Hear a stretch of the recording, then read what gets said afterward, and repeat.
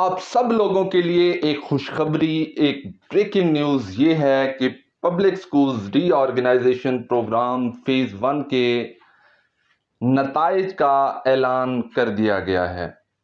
Merit پر کامیاب ہونے والے درخواست گزاران کی لسٹیں پیف کی ویب سائٹ پر اپلوڈ کر دی گئی ہیں۔ آج ان کو چیک کیسے کرنا ہے وہ میں آپ کو آگے چل کے بتاتا ہوں۔ آج پنجاب ایجوکیشن فاؤنڈیشن کے صدر دفتر میں صوبائی وزیر تعلیم رانا سکندر حیات کی زیر صدارت public schools reorganisation programme کی اسٹیئرنگ کمیٹی کا اجلاس ہوا۔ اجلاس میں secretary schools doctor Ehtisham Anwar, managing director Punjab education foundation Shahid Farid اور دیگر اسٹیئرنگ کمیٹی کے اراکین نے شرکت کی۔ صوبائی وزیر تعلیم رانا سکندر حیات کی منظوری کے بعد public schools reorganisation programme phase 1 کے نتائج کا اعلان کر دیا گیا اور الحمدللہ میری کہی ہوئی بات ایک بات سچ ہوئی کہ میں نے بولا تھا سب کچھ تیار ہوا پڑا ہوا ہے، صرف ہائی اپس کے آرڈرز کا انتظار ہے۔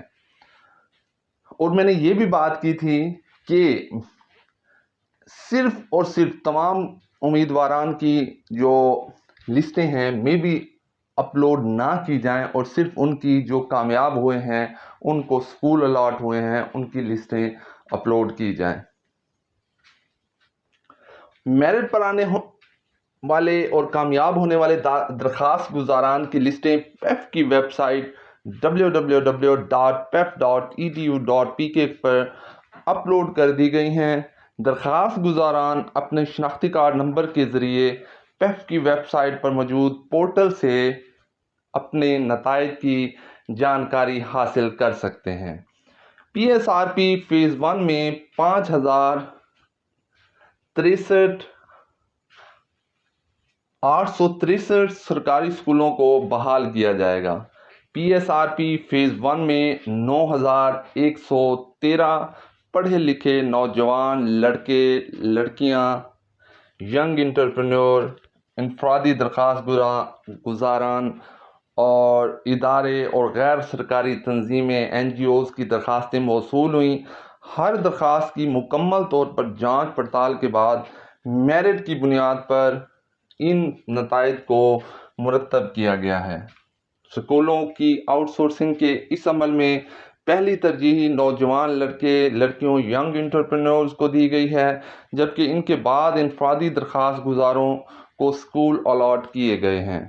ان دونوں کیٹیگریز کو مجموعی تعداد میں 40% اسکولز ان کی ترجیح کے مطابق الاٹ کیے گئے ہیں، جبکہ بقایا اسکولز میرٹ کی بنیاد پر ایجوکیشن چینز اور غیر سرکاری تنظیمیں NGOs کو الاٹ کیے گئے ہیں۔